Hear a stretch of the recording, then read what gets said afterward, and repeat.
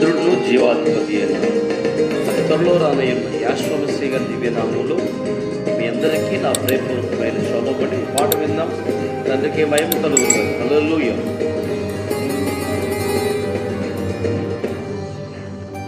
నీవు చేసిన మేళ్లకు, నీవు చూపిన కృపలకు, నీవు చేసిన మేళ్లకు, నీవు చూపిన కృపలకు వందనం యేసయ్యా,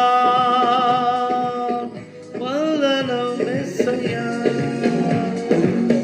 వందనం యేసయ్యా, వందనం యేసయ్యా, వందనం యేసయ్యా,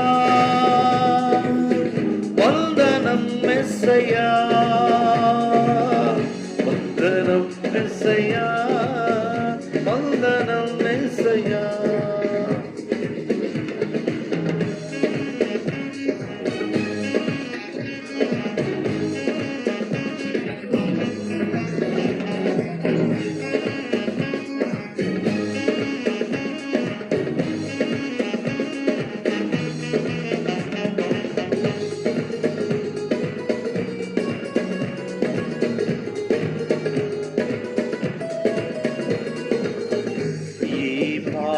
వాడనైనా నేను నన్నెంతగానో ప్రేమించావు, అంచెలంచెలగా హెచ్చించి నన్నెంతగానో దీవించావు. ఏ పాటి వాడనైనా నేను నన్నెంతగానో దీవించావు, అంచెలంచెలగా హెచ్చించి నన్నెంతగానో దీవించావు. ఏ పాటి వాడనైనా నేను నన్నెంతగానో ప్రేమించావు, అంచెలంచెలగా దీవించి నన్నెంతగానో దీవించావు. వందనం యేసయ్యా, వందనం యేసయ్యా, వందనం యేసయ్యా, వందనం యేసయ్యా, వందనం యేసయ్యా, వందనం యేసయ్యా, వందనం యేసయ్యా, వందనం యేసయ్యా, వందనం యేసయ్యా, వందనం యేసయ్యా, వందనం యేసయ్యా.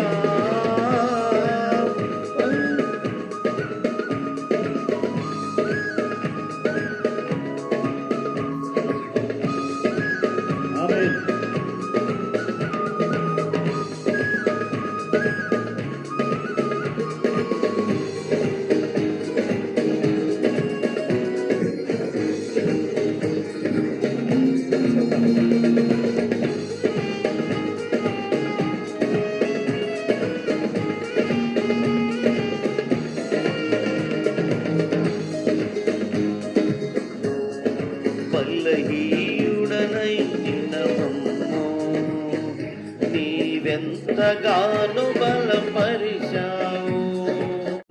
అనుదినము ఈ వాగ్దానాలన్నీ కూడా మనం ప్రతిదినం ఈ రీతిగా నేర్చుకుంటున్నాం. తండ్రికి మహిమ. శ్రద్ధగా వింటున్న మీకు శ్రేష్టమైన వాక్య భాగంలో నుండి ఏప్రిల్కి రాసిన పత్రిక 12వ అధ్యాయము 15వ వచనం ఒక శ్రేష్టమైన వాక్య భాగం మనకు తెలియపరుస్తుంది. మనం ఈరోజు తప్పిపోకుండా ప్రతి మనిషి చూసుకోవాలి.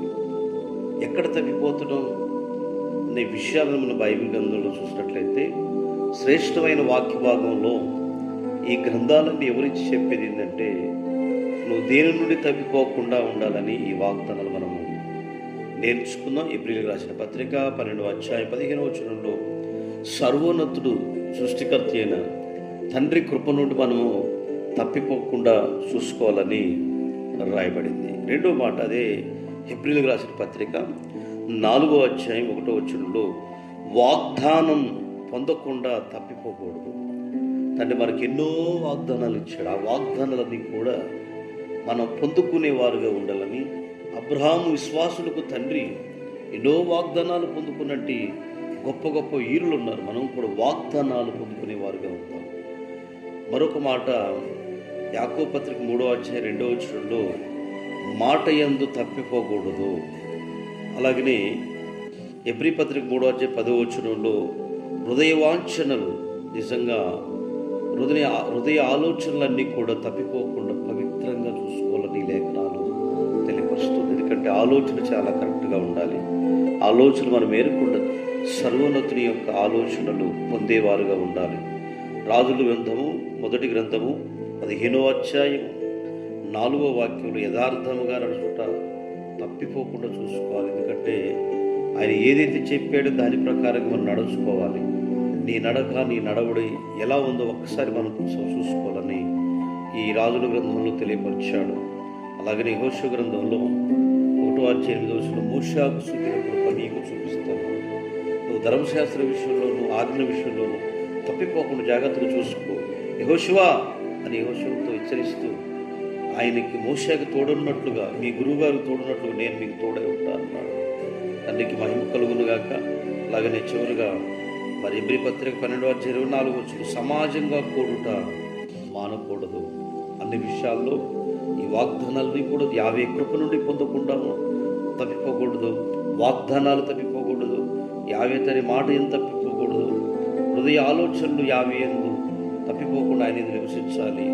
రాజుల గ్రంథంలో యథార్థంగా నడుచుట తప్పిపోకూడదు. యథార్థంగా జీవించాలని లేఖనాలన్నీ. అలాగనే నిజంగా తండ్రి యందు నమ్మిక ఉంచేవారుగా ఉండాలని యెహోషువ గ్రంథంలో నిజంగా వాక్యాన్ని ధ్యానించుట్లు తప్పిపోకుండా ధర్మశాస్త్ర శూన్యంగా దేవారాత్రులు ధ్యానించేవారుగా ఉండాలి. అలాగనే మరి సమాజంగా కూడటం మానకూడదని ఎబ్రీ పత్రికను చూసాం. అటు కృపా ధన్యత మనందరి కుటుంబాల్లో దయ చూపించునుగాక. తండ్రి మనందరినీ మేలుకరంగా ఈరోజు ఎందరైతే ఈ కార్యక్రమం వీక్షించిన వారి కుటుంబాల్లో సమృద్ధి కలిగిన దేవునితో నింపి సహాయం చేయగలక. మహాగరుడ పరిశుద్ధులను ఎందరైతే ఈ యొక్క వాగ్దానాలు వీక్షించారో వారిని వారి పిల్లల కుటుంబాలు దీవించి ఆశీర్వదించి ప్రభుత్వ నిపుణులని యాశ్వామిస్సే గారి నామం ద్వారా అడిగి వేడుకున్నాను తండ్రి. ఆమేన్. ఎందరికి నా ప్రేమపూర్వకమైన షలోమండి. తండ్రి దినం శుభకార్యాలు జరుపుకున్న వారిని, అలాగే పుట్టినరోజు జరుపుకున్న వారిని, అలాగే గృహ కోడికలు సభలు జరిపిస్తున్న ప్రతి ఒక్కరిని యావే తండ్రి ఆశీర్వదించునుగా. అందరికి షలోమండి. తండ్రికి